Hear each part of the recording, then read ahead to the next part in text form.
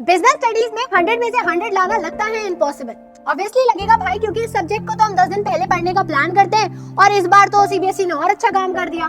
पहले accountancy, economics, English और optional के पेपर कर दिए, लास्ट में से दे दिया। तो अब और हम रिलैक्स होकर 10 दिन पहले देखेंगे। अब 10 दिन पहले देखोगे तो 10 दिन जितने नंबर आएंगे तो फिर ये मत कहना कि आपने हमें बताया नहीं या किसी ने हमारी हेल्प नहीं की। ऑब्वियसली नहीं आएंगे ना भाई, क्यों आएंगे? जब हम पढ़ेंगे ही 10 दिन पहले, वो भी उस टाइम पे क्या करते हैं, बुक उठाते हैं, रटना स्टार्ट कर देते हैं हर चीज को। रेक्टिफिकेशन से बिजनेस स्टडीज का पेपर कभी सॉल्व नहीं होगा। तो मैम कैसे सॉल्व होगा? किसी भी चीज को करने से पहले हमें उस चीज की क्लैरिटी लेनी पड़ती है। मैम कैसी क्लैरिटी? तो जो सीबीएसई है उसने आपके बिजनेस स्टडीज के पेपर को 3 पार्ट में डिवाइड कर रखा है। पहला पार्ट होता है आपका 50 मार्क्स का, जिसमें आपके टोटल 8 चैप्टर्स आते हैं। उसके बाद आता है आपका पार्ट बी, जिसमें टोटल 4 चैप्टर है, जो है आपका 30 मार्क्स के लिए। Part see that is project work, या फिर जैसे आप इंटरनल भी बोल सकते हो। अब यहाँ का तो आप कुछ नहीं कर सकते, क्योंकि यहाँ पे जो भी बेड़ा गर्क आपको अपना करना था वो आपने ऑलरेडी कर रखा है। यानी जो असाइनमेंट देना था, जो वाइवा देना था, वो सब हो चुका है। तो यहाँ पे आप कुछ नहीं कर सकते। बट बाकी के 80 मार्क्स के लिए अभी भी हम बहुत कुछ कर सकते हैं, क्योंकि अभी भी थोड़ा टाइम है हमारे पास। मैम कैसे? तो 100 में से अब 20 तो चले गए, बचे 80। अब उस 80 के लिए हमारे पास टोटल 5 चेक पॉइंट्स है।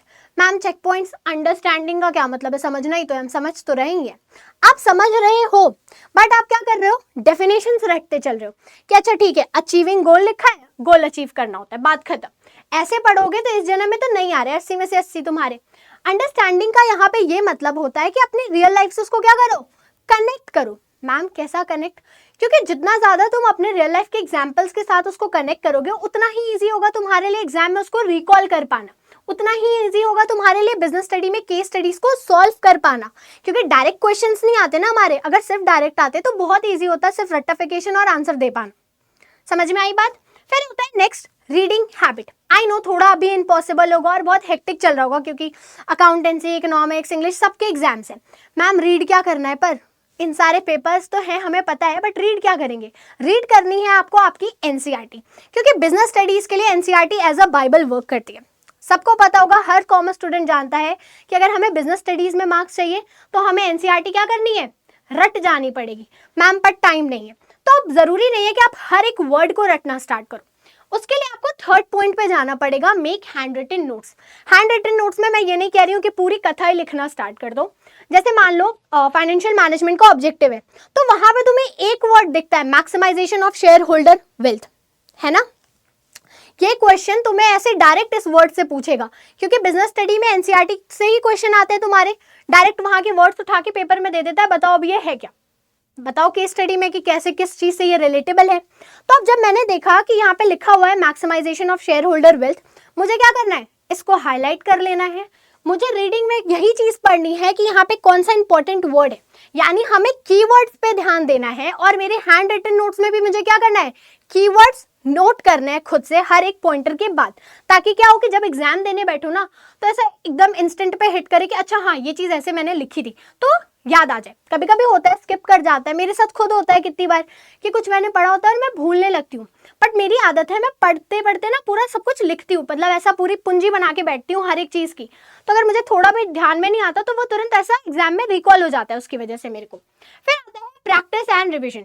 मैम प्रैक्टिस कैसी, किस चीज की प्रैक्टिस करें? पूरे डिस्क्रिप्टिव क्वेश्चंस की। ऑब्वियसली डिस्क्रिप्टिव क्वेश्चन की प्रैक्टिस करनी इंपॉर्टेंट है, बट इसके साथ साथ एमसीक्यूज को ज्यादा से ज्यादा प्रैक्टिस करो, क्योंकि देखो टाइम मैनेजमेंट बहुत मुश्किल हो जाएगा अगर तुम अभी से क्वेश्चंस की प्रैक्टिस नहीं करते हो। हमें आदत होती है सिंपल एमसीक्यूज की प्रैक्टिस की, बट असर्शन रीजन जैसे क्वेश्चन, मैच द फॉलोइंग जैसे क्वेश्चंस हमें बहुत फंसा देते हैं, और केस स्टडी तो है ही माशाल्लाह हमारे केस में।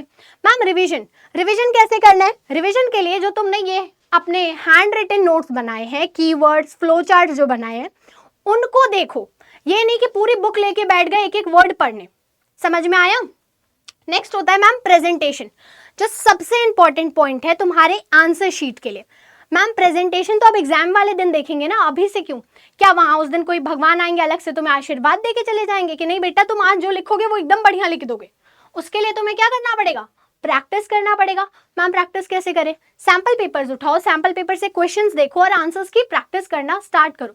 और एक चीज हमेशा याद रखना, जब भी कोई आंसर लिखना ट्राई करना फ्लो चार्ट बना दो, क्योंकि कभी कभी ना अंदर की चीजें हमें समझ में नहीं आती, हेडिंग याद रहती है, अंदर तो हम कथा लिखना स्टार्ट कर देते हैं। तो जब तुम हेडिंग लिख दोगे और अंदर कथा लिखोगे ना, अगर एग्जामिनर ने कथा पढ़ ली तो कथा जितने नंबर देना स्टार्ट करेगा। तो उसके लिए क्या करो, फ्लो चार्ट्स बना लो, ताकि वो फ्लो चार्ट्स देख के समझ जाए कि हाँ इसको आता है, नंबर दे देगा वो तुम्हें। मैम बट कैसे, क्या करें, कहाँ से नोट्स का जुगाड़ करें, कहीं तो बताओ जहाँ पे हमें ऐसे एनसीईआरटी से रिलेटेड चीजें शॉर्ट में मिल जाए। इसके लिए सिंपली आपको कुछ भी नहीं करना है, आपको हमारा टेलीग्राम चैनल ज्वाइन करना है। 2 चैनल्स हैं, एक है आपका अड्डा वाला चैनल जिसमें आपको सारे सब्जेक्ट से रिलेटेड सारे मटेरियल्स प्रोवाइड किए जाएंगे, और ये है मेरा चैनल जिसमें आपको पर्सनली मुझसे हर तरह की गाइडेंस मिलेगी।